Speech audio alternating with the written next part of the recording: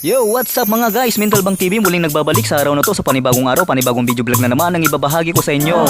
So mga guys, may napansin lang po ako kung isang malaking paru-paro po dito sa compound na aming pinagtatrabahuan po dito sa May Pampanga.